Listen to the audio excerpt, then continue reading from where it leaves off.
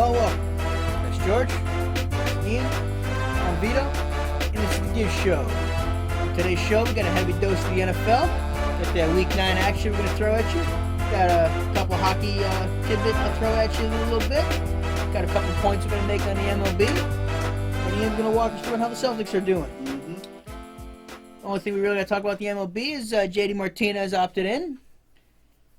And a bunch of qualifying offers that we expect, about 10 of them that everybody's going to decline. And for everyone who's listening, if you're not familiar with the qualifying offer, it's when a team offers you a contract, like it's basically a 1-year deal worth $17.8 million. So you could either opt into that, which you'll get that for 1 year, and unless you come up with a new contract agreement, or you decline it. But the team who signs that free agent, has to give up a draft pick. So you gain something if you gain something if you lose a player, and it's usually like a first-round pick. So, but let's start off in the NFL this Week 9. There was some crazy action. The Kansas City Chiefs pulled off a home victory. Yeah, they finally, yeah, they got a game-winning field goal with like a minute to go. We all went with the Vikings. I was hesitant. I was very hesitant. But we all figured Kirk Cousins would go in there and beat a Matt Moore-led team. Cousins has been playing good, so we kind of expected him to go. Yeah, but then he kind of regressed a little bit. He only completed 50% of his passes, throwing 19 for 38. He still had 3 touchdowns, no interceptions. But you want to see more against a very, very awful defense. Yeah, and that Chiefs defense held Devin Cook in check. I mean, 21 attempts on only 71 yards. Yeah, he only averaged 3.4 yards a carry. That's what you have to do. You got to take out you got to take him out. Like Stephon Diggs, did he even play? I know he played, but he only had 1 reception for 12 yards. That's a rush. That is a rush. Yeah, so he had he had 1 reception for 4 yards. Yeah, sorry, 1 reception for 4 yards. He still had 1 reception. He had a longer rush than he did exactly. So there you go. So I think that shows your soul. Like, he didn't play. Like, I didn't even know I was watching that game. I didn't even see Stephon Which Diggs they needed him, especially after Thielen went down. Yeah, so I think when Thielen went down, it was easier for the Chiefs to cover him. It was easy to take him away. To get Diggs out because you pretty much you take him out. I mean, Damian Williams, have yourself a day, young man. Yeah, on the Chiefs side, Damian Williams had 125 yards rushing on only 12 rushes. That's 10.4 yards a carry. So he averaged more than a first down on the carry. That's Talk crazy. about efficiency. That 91-yarder helped out a little bit with that. Yeah, I would assume so. But Matt Moore, he did what he did. He got sacked 5 times. But he managed the game. Yeah, he that's all he had to do. He managed it. He managed to manage. He didn't manage to lose the game. So that's all he did. He was just a good game manager. Speaking of manage to lose the game, Mitch Trubisky. Yeah, Mr. Trubisky, he's showing, or he's continuing to show trash. What quarterback. Ian, what did you say earlier? Oh, he playing like a Michael. I don't even know what that's supposed to mean, but I like it. I don't even like a Mitchell. I don't even know what that's supposed to mean, but I like it. He don't deserve to be a Mitchell Trubisky. He playing like a Michael. He don't even deserve to be called Mitchell Trubisky. He don't deserve to be in the He don't deserve to be the quarterback. Get out the league. I mean, 10 for 21, 125 yards. That's all I gotta say to you, dude. Well, I think. To be honest, play arena football. No, it's not even arena football. I think he got the XFL coming, so he's gonna have opportunities. It's just not gonna be for the NFL because he's done. I don't want to see him on another team starting. No, maybe he could be a backup. Okay, that's fine. He needs to be a backup for 2 years. But to be honest, he just looks lost out there. He looks lost out there. He needs an all-around team, and he doesn't have that. What I mean is, he has an elite defense, but he doesn't have a good rushing game. And he's not good enough to elevate an offense, as we can see. He's good enough to bring them down, or bad enough, I guess, to bring them down. Yep. But he's just not a good quarterback. No, they do not have a good offense, which is a shame because they have an elite. Exactly. So you got Khalil Mack in that defense wasting. Pretty much, it's going to be a wasted season for them unless somehow they could turn it around on the offense side of the ball. But that's going to take more than a miracle. They got CD sitting on the sidelines.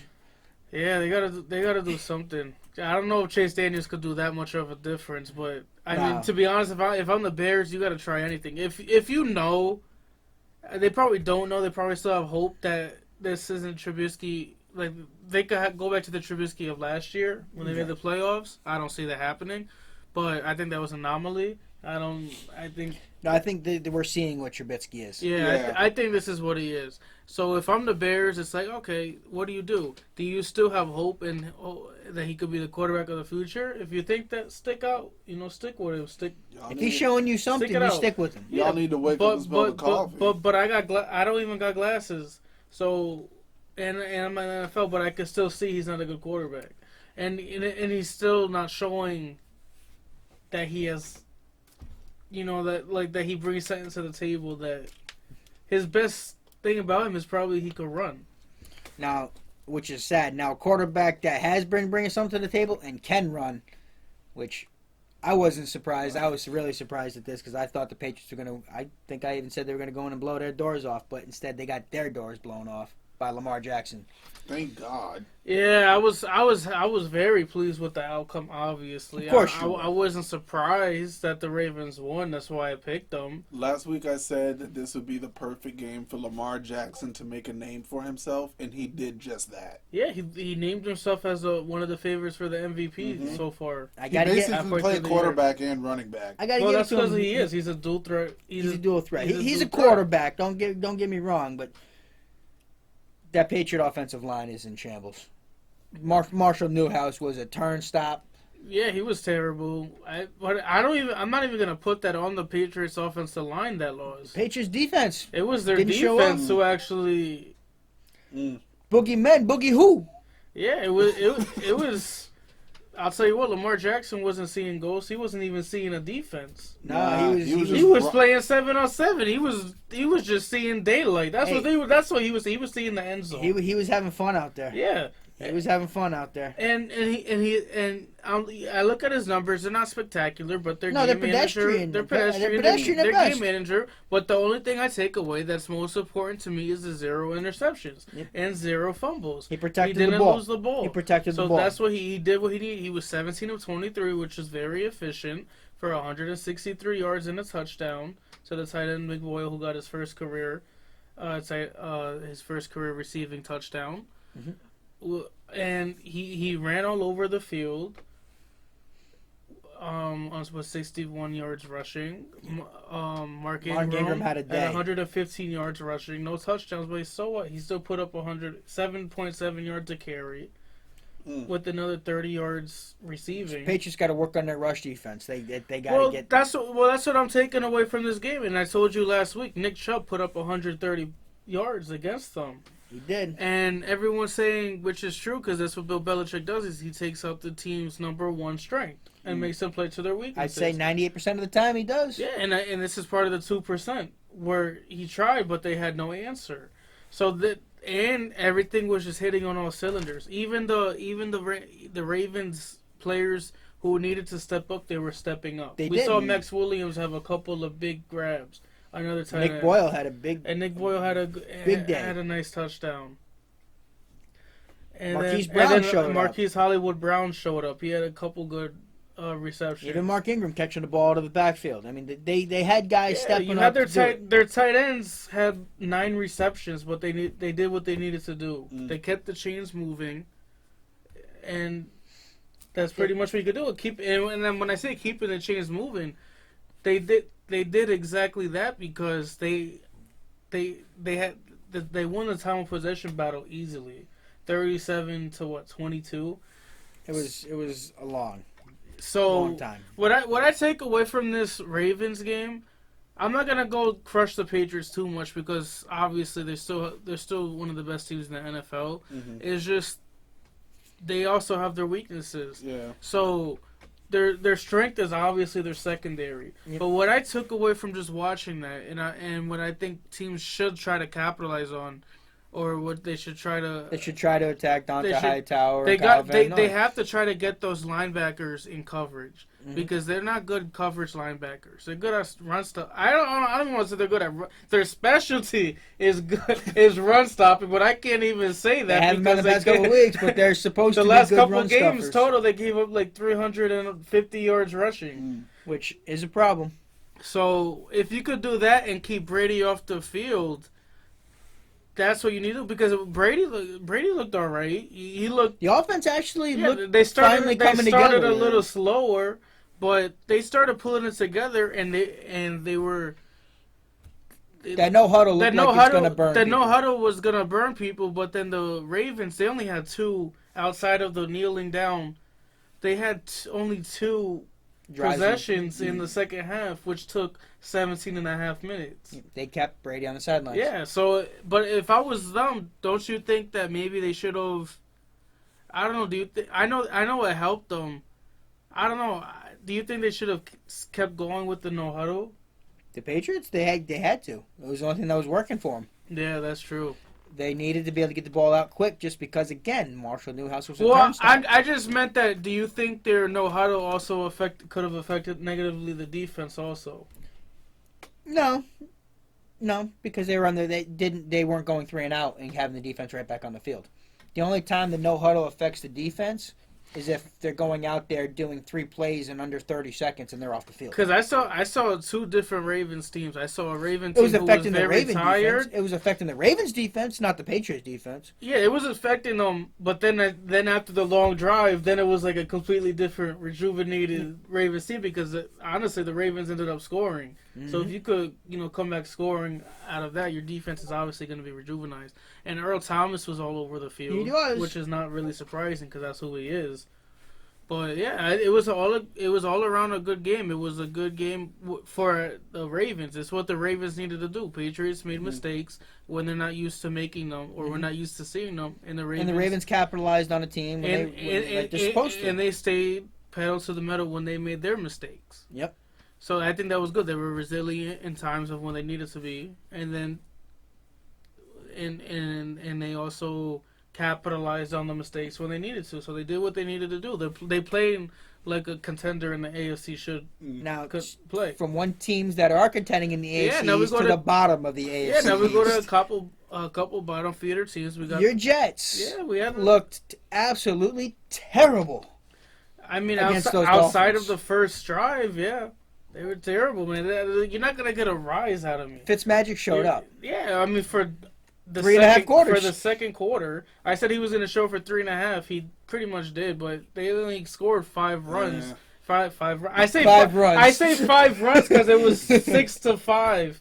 The Jets outscored them in the second half. I mean, so that's pretty much like a freaking baseball game. That's pretty much like a baseball game. I'm gonna keep saying I feel bad for Sam Darnold, but he's also the problem right now. But this has been 3 weeks in a row where Sam Darnold has looked like he is. His footwork looks tremendously bad. He looks like the last 6 passes I've seen him throw off his back foot have been an interception. Yeah, I mean he still threw 27 of 39, which isn't bad. But it's the interception. You got to either take a sack or throw the ball away. Don't keep throwing it up. It's not like you could throw it up and you have a Julio Jones or a DeAndre Hopkins out there who could catch it and snag it. You don't have that. You don't. You got to just throw the freaking ball Robbie away. Anderson's a good receiver. He is not that. And he's not going to fight for a ball. No. So you got to... And Jamison Crowder is too small. He's not going to... There's nothing really he can do. He's tough and hard-nosed, but he's too small. So... Like I said, I don't think that play should have even happened. No, he should have. Because honestly, I don't know that's one where you take a sack there and keep the points on the board. Well, it's that. I don't think that play should have even happened. Because I don't know how they overturned that Ryan Griffin touchdown. Yeah, that was out of all rough. The replays I've seen, I don't know how they could change that play. But still, because they said that the ball hit the ground and it was moving. Yeah, it even looked like it hit the ground. But maybe moving a little bit, I'll give him that. But still, he still looked like he had possession. But Le'Veon Bell finally went over 100 yards total. He had 55 receiving yards and 66 rushing yards. So he's still there. He actually, I want to throw that in there, he had an MRI for his knee. Yeah, hopefully that. But they're saying it's not anything serious. So I'm not really concerned about that. But, how the Jets season's going, it wouldn't surprise me if you got another person to the injury list. Yeah. You guys have, 20? They had 26 going into this game, people on the injury report. Crazy. And so it wouldn't surprise me if if another one bites the dust, like Tremaine Johnson did. Yeah, it's just how your season's going. Well, you seem to be a little happy about. I'm not happy about injuries, but I think they would have lost even worse if Tremaine Johnson was playing. So you know what? He's good riddance. He played his last down as a Jet. But yeah, this game continues to the Adam Gase storyline that we have continued to see all year, and that is it took a little break when they beat the Cowboys. I had to throw that into Ian, but it took a little break, and then you get to realistic, against the Patriots. Okay. You expected them to lose to the Patriots. You didn't. But you didn't expect to get blown out, and then you lose against the Jaguars. You give up 10 sacks, and Sam Darnold throws another 3 picks, and then you're like, damn, like okay, what's going on? And now you lose against a team who's literally trying to freaking who's literally done everything they possibly can to lose. Who did everything but come out and say that they're tanking. Yeah. And they still managed to back into a win against the Jets. And to be honest, it's not even back into a win. It was literally like. No, they dominated. They dominated the Jets. They dominated them. The Jets had no answer on defense, which at least your offense isn't going to show up. Okay, but at least your freaking defense should show up. At least show some freaking heart. That's been the one thing that actually has been showing up for the Jets this year. And the thing is, though, it really showed their lack of depth because they were down to like their 5th string freaking linebacker. So I'll give them a little slack with that. Cut them some slack with that because there's nothing you can do. Injuries happen, but they're just coming in excessive. It's just getting ridiculous now. And that's why we say just end the season. That's why I say they're the New York just end the season Jets. Because just end the freaking season, please. Take me out of my misery. Well, one guy's whose season is going really well, your Cowboys. Pulled out a win against them Giants. Yeah, man. Listen, I honestly thought I was going to have a heart attack when Dak threw an interception the first throw. He threw it right to him. But I'll give the Giants their credit for the first 2 quarters. They were doing what they had to do. Danny was looking like Danny Dimes. But I don't want to ruin anything. I'm not trying to speak on it too much, but the game completely turned around when the black cat got on the field. I don't know if you heard the radio call of that. It was epic. Yeah, Kevin Harlan actually. It was Kevin Harlan, right? Yeah, it was tremendous. That cat was running all around, and a lot of people said, "Oh, that cat doesn't look scared." That's because it was a New York cat. All right, they ain't scared. They have nothing to be scared about. Yeah, no. So once that cat got off the field, that's when it wasn't looking too good for the Giants. No, that's when Zeke started going roughshot. Zeke 23 yards, 139 yards Zeke in the was day. eating. They got him into a good rhythm. Dak, he did pretty good. I thought he was doing his thing. 257 for 3 touchdowns. I do understand he hasn't shown people that he's an elite quarterback yet. He's showing that he needs to have elite talent around him. Yeah. He's showing that he's a serviceable quarterback. Right. Yeah. Who, maybe I think he's worth $25 million a year just because of the going rate. Right. Maybe 25, maybe 30 is pushing it just because how the going rate is. 40 is nowhere. But 40 is nowhere. I would 35, not even, 40 now. I would rather just trade him if it's between giving him $40 million or trading him. I trade him in a heartbeat. I would never give I wouldn't give Dak Prescott 40. He's making too many mistakes. Dak is that he's no that a $40 million quarterback he's no Patrick shouldn't make. Mahomes. He's no Tom No, Brady. he's just an over glorified game manager. But being a game manager isn't bad. That's not bad, but he doesn't elevate the talent around him. Yeah, but he does it because he's a serviceable quarterback. It's not a knock on Prescott. I just don't think he should get $40 million a year. Mm-hmm. But. Okay. Because it's plays like that first interception that's still haunting him, that he still does. But then he makes a throw when it's like, oh, wow, how did he make that throw? Because there was a couple I seen yesterday when he, it was on, I want to say, Jarwin's touchdown, the 42-yard touchdown. Yes. He extended the play because Leonard Williams was coming out of his face, and then he rolled out. Yeah, he's got that good mobility. Yeah, so he shows that he's a very good quarterback. I'll say he's a very good quarterback. He's a step below elite. Like yeah. there's Mitchell Trubisky bad. Yeah. And then there's Dak Prescott. Okay. Wow.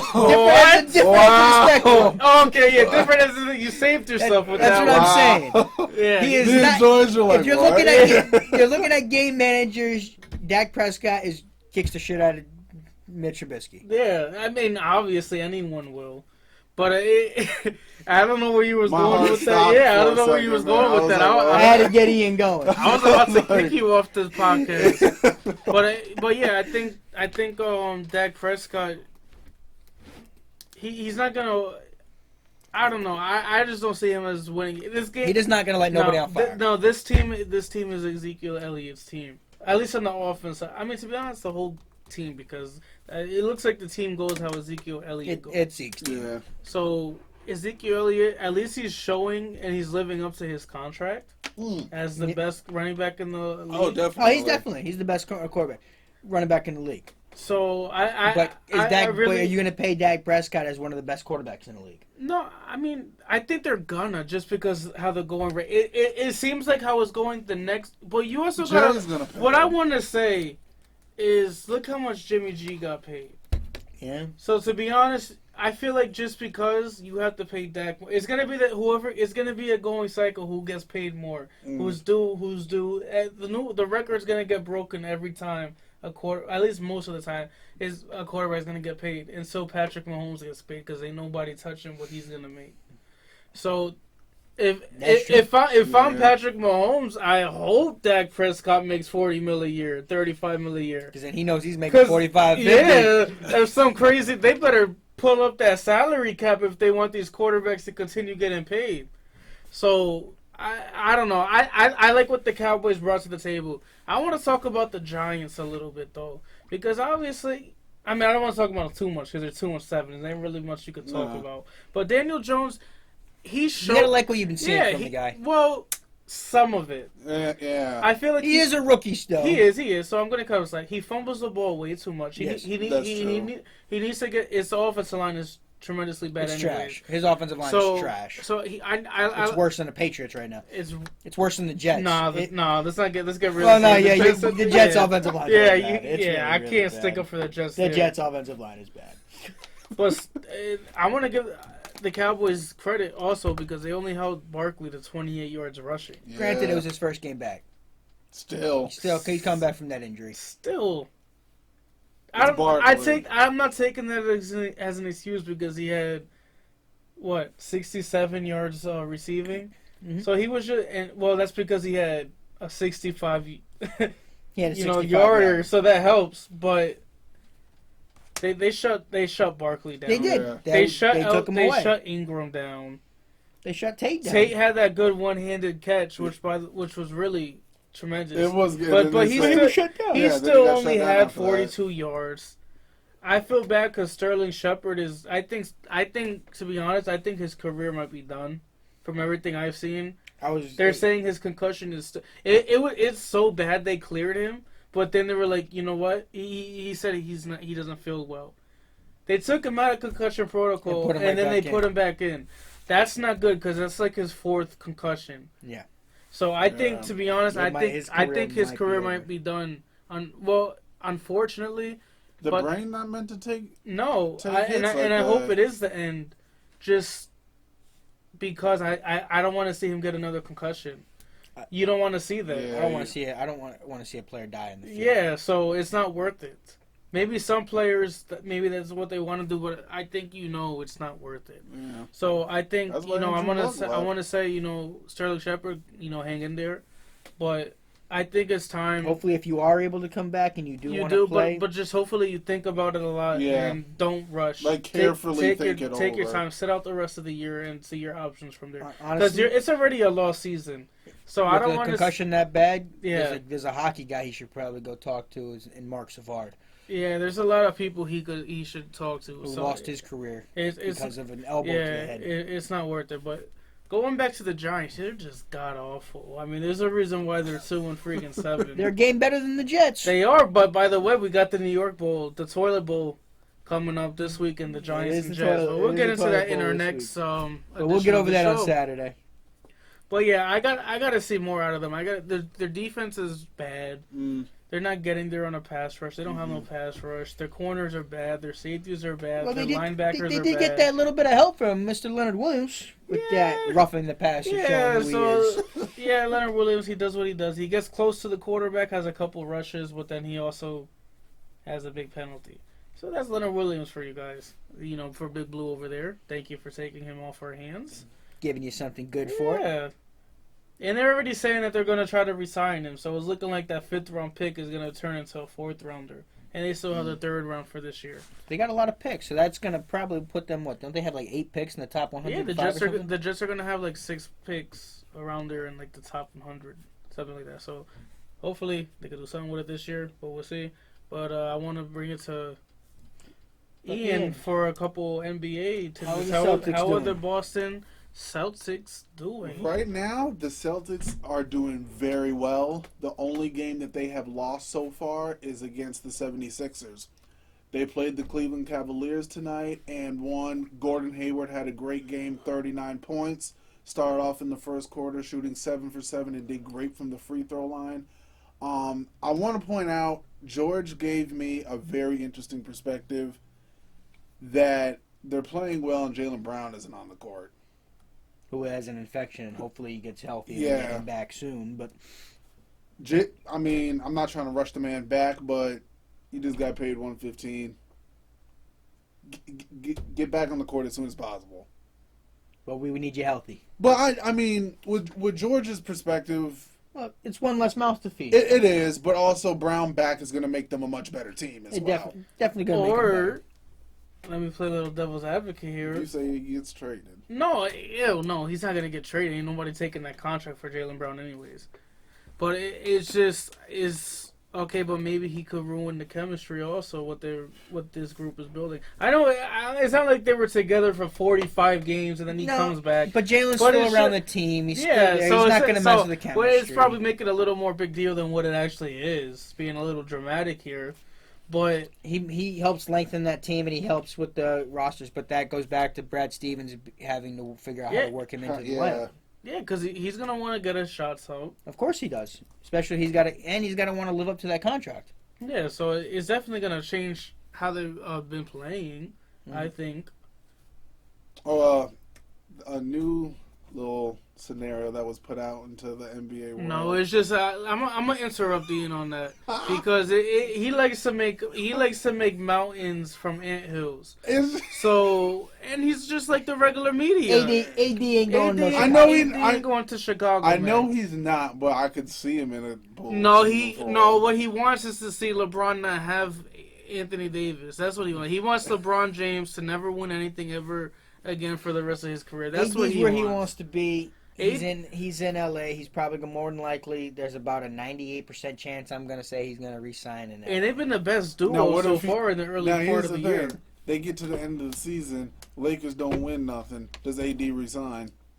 Probably. Well, ask me that towards the end of the year. Depends on how the season goes and how it goes. Yeah. If they lose in Game 7 in the LA, and if they lose to Game 7 to the Clippers in the Western Conference Finals, I'm pretty sure he's coming back. We're assuming it's an all LA Western Conference Finals. If they're all healthy. Mm-hmm. But yeah, if it's like that, then why wouldn't he come back? That would be dumb. I'm just. No, you're hoping. You're hoping for something. You're hoping. Don't lie to our viewers. You're hoping. I'm sorry. The Lakers, Anthony Davis and LeBron in the early part of the year have been the best duo. And I got to give it to LeBron. He's looking like a man on a mission. LeBron's averaging 9 assists per game. LeBron James is one, if not the best passers in the NBA. Mm-hmm. Are you saying today or of all time? Today. Okay. Thank you. I mean, to be honest. All right, here we go. I shouldn't even say it. Well, I mean. Here we go. He's still all-time. He's still going to be an all-time leader in assists, or at least up there. Yeah, he is. He can't. So, especially for a man his size. For someone his size, he's the best passer ever. For someone his size. I don't think that's even debatable. The man's averaging... Oh, I'm sorry to disrespect my king. He's averaging 11 assists per game, not 9. And he's averaging 8 rebounds to 25.5 points. And a steal a game. He's stealing a half a game. A steal and a half a game. Almost a block a game. Almost a full block a game. I got to give it to LeBron at 35 years old. And he's still averaging 35 minutes. Which, to be honest, is still... I mean, it's only 35 minutes.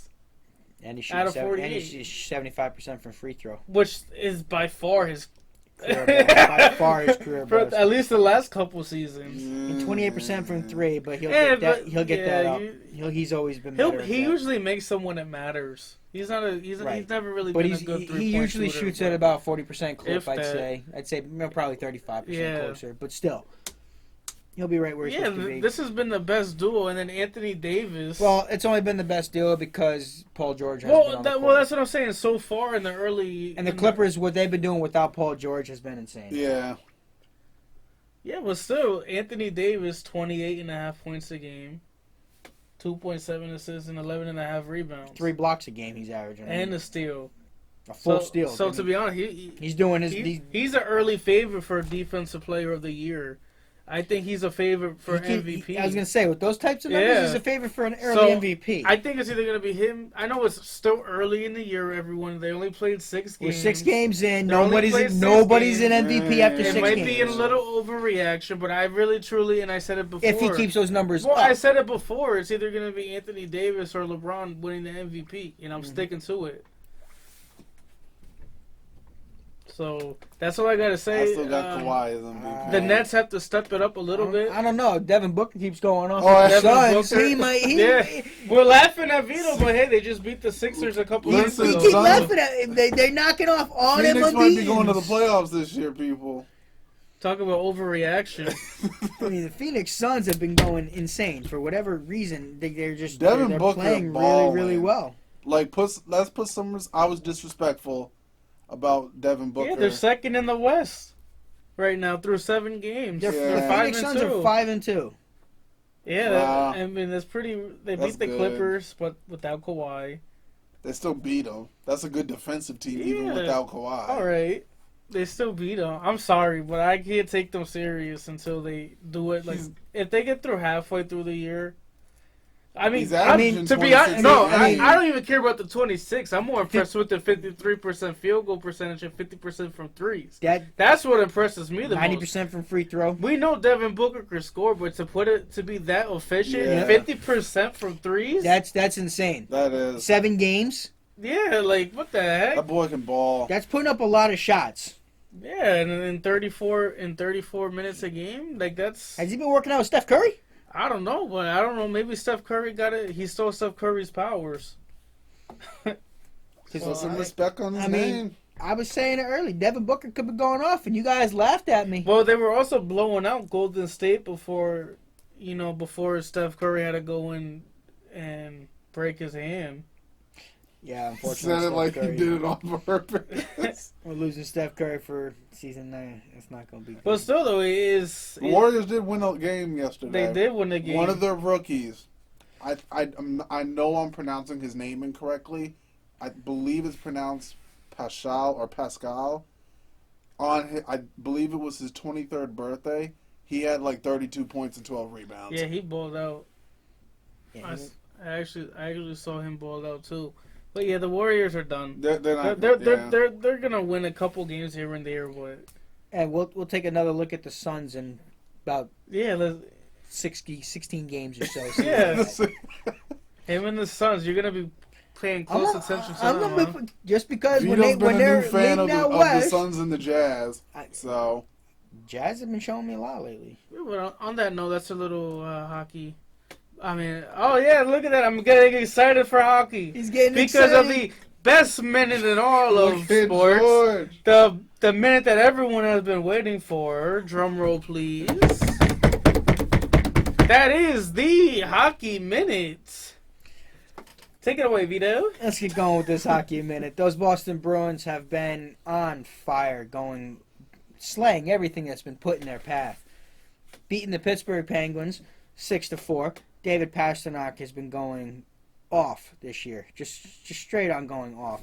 I think he's got 14 going into tonight, going against the Montreal Canadiens, where they finally did lose a game in regulation. They're only their second loss all year, guys. Do you understand how good that this team has been out of the gates? Yeah, hopefully they didn't peak too soon.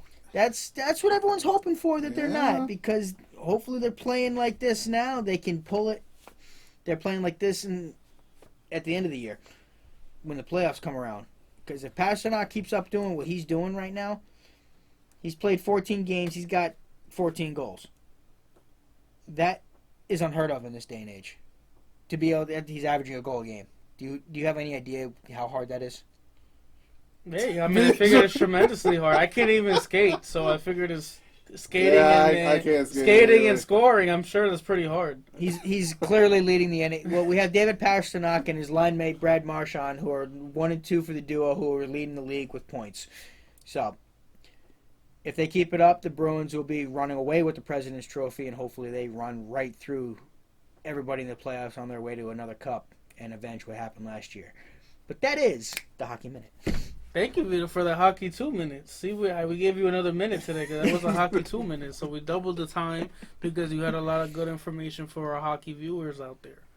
So thank you for that. You're welcome. I'm sure that they're very grateful for your 2 minutes of hockey. Yeah. Maybe one day we'll get you more involved with this hockey. But on that note, Vito, how about you tell them what they should do? Or we hope they Please do. like, comment, and subscribe below. Hopefully you keep the conversation going with us. Let us know what you'd like us to talk about. Hit us up on social media, and please, please, please hit the subscribe button right now.